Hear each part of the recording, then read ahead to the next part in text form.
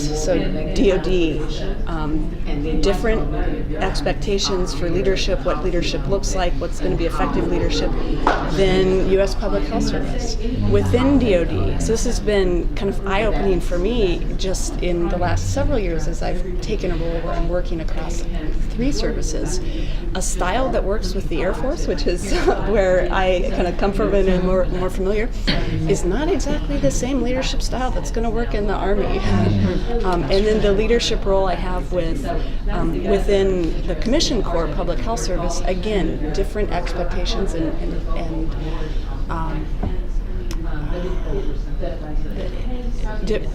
slightly different approaches are needed to be effective and based on the organizational culture. And that is a continuing struggle. But aspects just along the lines of level of formality expected, level of direction expected, the level of authority given to the leader. And if the leader, I think the leader needs to, I'll just kind of speak from my own experience. I think if the organization is expecting a traditional kind of hierarchical top-down, and that's not necessarily my leadership style, there's this disconnect between what they want and what I can offer, and it's a challenge to say, I don't think I'm going to be as effective if I try to assume a kind of hierarchical, extremely directive, less collaborative type of leadership approach. So how do I? But yet, if I have a slightly different style, I actually will lose some credibility with people, which then impacts effectiveness. So it's a struggle with how to understand what the organization and what the culture wants, and take the strengths that I bring and kind of make those work together. And I don't know that I haven't found the right answer, but it's a, I think, growth process. Shirley? No, I agree with you on organizational diversity and the different structures. I believe that as a leader, it is our duty to find out and understand the situational awareness of our leaders and their priorities and their personalities, so that we would be able to be effective in trying to move the diversity agenda ahead. So in my little world in the Air National Guard, very, very dominant, white, heterosexual group, having to understand their culture and being able to market the program. Our strategy is all about operationalizing diversity. When we changed the culture of what diversity is, changing it to diversity operations, boom, we're already ahead of the game. And in having to push, gay, lesbian issues, we were able to be the first in the organization to be able to train. President Obama said he wanted all of the military services to train on Don't Ask, Don't Tell in 4 months. We were the only organization that did that because our leaders, top level leaders, agreed with it. They were for it. And also, we understood that our traditional ways of doing things was not going to make that cut. We knew that we needed a year. So we introduced a lot of technology, being able to embed and automate the process and ensure that there was 100% accountability. So we did that with the internet, with data systems, and then being able to apply innovations to show senior leaders the benefit of diversity. So that was one way of having to cut through the red tape, get a big result, and be the lead in DoD. I remember the Chief of Staff of the Air Force was able to email me and say, "How did you do it?" I said, "Well, it was because of the diversity of our organization." And as a result, we were showing how other military organizations should be able to do it. At the 4-month level, a lot of organizations were in the 20% to 30% completion rate, doing traditional ways of training. So that's just one aspect of how leadership is important in having to implement diversity, and also understanding how our leaders think and how it all fits into the big pie. So it's about marketing, and it's also about having to have the dedication and introducing new ways, new innovations to implement diversity. So that's how we're doing a lot of field engagement, where it applies, to every person in the organization, not just at the senior levels, but every person in the organization. Whatever we do touches each and every individual. So. You've got some themes going here about selling and marketing, but you're bringing in the innovation piece, Yes. Which is also the relationship with the leader. We have another question. Identify some common themes important to leading within your sector. Collaboration. When we deal with a lot of innovative things in the government, having to do collaboration is very, very difficult. But we were able to use technology again by using Mill Suites, which is something that at the SecDef level, when I used to work for the DoD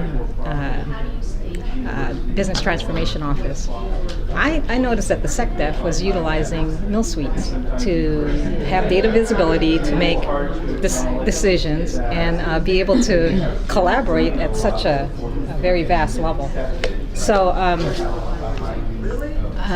I just believe that we are not leveraging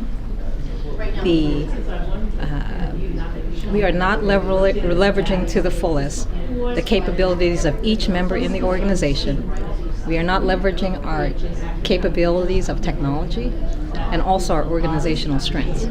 So that is what we are trying to apply in our strategy when it comes to diversity. So it's very complex, yet it's very, very simple. I love the notion of collaboration, but I'm going to differ here a little bit. I personally think that's an important value to bring into an organization. I think organizations that do provide fora for collaboration really manage to improve morale and overall effectiveness and have the team actually work together better.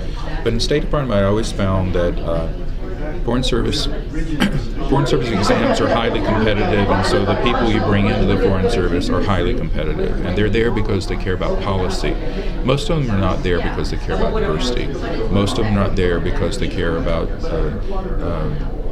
what I would call the kumbaya theory that I see in the NGO world a little bit, of trying to work together and come to harmony and present decisions in a collaborative way. They're about trying to get their ideas sold, and they're about trying to move up the chain as fast as possible. And the people who tend to come into the political leadership are also usually at the State Department. They usually are there because they care about policy issues. And John Kerry, I don't imagine is going to be any different from that perspective. He's a policy guy.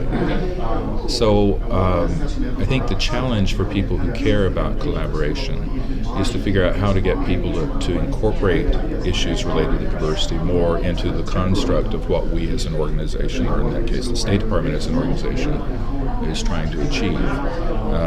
You find that most folks are just focusing on policy, and to be honest, very often they're devious about how they present. They try to exclude people who have different views. They try to exclude the same thing. Yeah. That is very interesting. Bureaucratic policy. You would think that when you have policymakers, they would collaborate and be able to do a mind meld. So China and human rights, the Human Rights Bureau is excluded as much as possible by the East Asian Bureau because they want to improve relationships with the country. They want to expand relationships and human rights impact. It's that kind of game that goes on almost all issues. And so really the challenge is to try to bring people together, build those alliances, reach out to people across the organization in a way that you have a half a loaf win for each. It's not always done.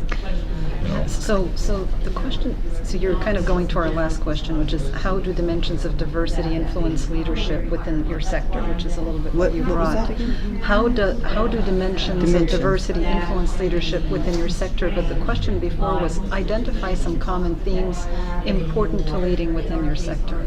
So it doesn't have to be diversity, but what are the important themes in leading in your sector?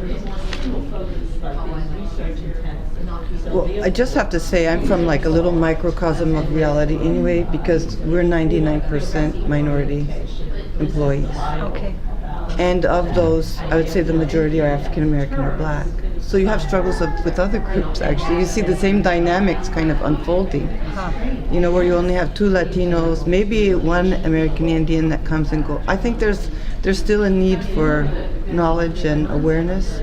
We can't assume that because, you know, a group is predominantly African American, that they're knowledgeable about everybody else, and vice versa, right? And just to go back to what you were saying, the military has a whole other agenda. I mean, and they've been working on that for 25, 30 years, and that is to diversify. HHS has one of the worst records for diversifying. And I had never thought about what you had said about the competitive nature of who gets in, like who becomes those branch and division directors in career, and how competitive that really is. And I mean, I knew it. I've always known it's competitive and backstabbing, actually backstabbing, but I never thought of it the way that you said it, and it really resonated what he said. So then we're really at a problem in bringing in different types of people, and we've become like in our office. You know, I hope I don't get in trouble, but I feel like we're kind of like become the office to offset other people not doing diversity. Does that make sense? Mm-hmm. It totally makes sense.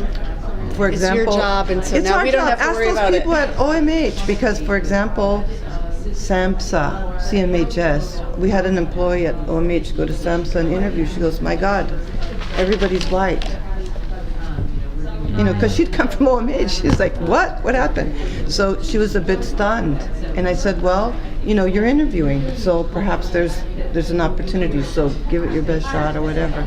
But so really, or some of the meetings that you go to, or committee selection, really lack any diversity. well, it lacks diversity overall. I mean, it meets the standard that you were talking about. Who are the leaders in any field, like the integrated care leaders, and bringing them all together? How are we going to break that up a little bit by stretching and saying, okay, let's not look at just the people who've been writing articles for the last 20 years, but some people who are just coming in and showing newer leadership. So we really do need to take steps at changing that, so that what we create as a service model, because that's essentially what we do as well. We create service models. We don't just talk about policies for the secretary, or she doesn't just say, hey, your main job is just ACA, although it is Affordable Care Act. But, you know, basically it's also how do you do that, and how do you get to the public? So the public is extremely important, their voice and their input, and with no representation at the table of those who are kind of creating those dimensions, it fails. There's no bridge there. I think whenever you start with anything, in changing a culture, we actually focus on training and making sure that individuals are understanding of their self-awareness, emotional intelligence, and understanding the whys. And when we find that we train and help people lead or develop in understanding themselves, then we move to the next level of operationalizing diversity. So we start off with our top leaders, and then be able to influence the culture. So that's one of the themes, you know, in having to implement diversity, is trying to change the culture through self-awareness and understanding. And it's something that we find that we are in the lead now of all the military services, because it is working. We, at the end of every class, find that people would say, I understand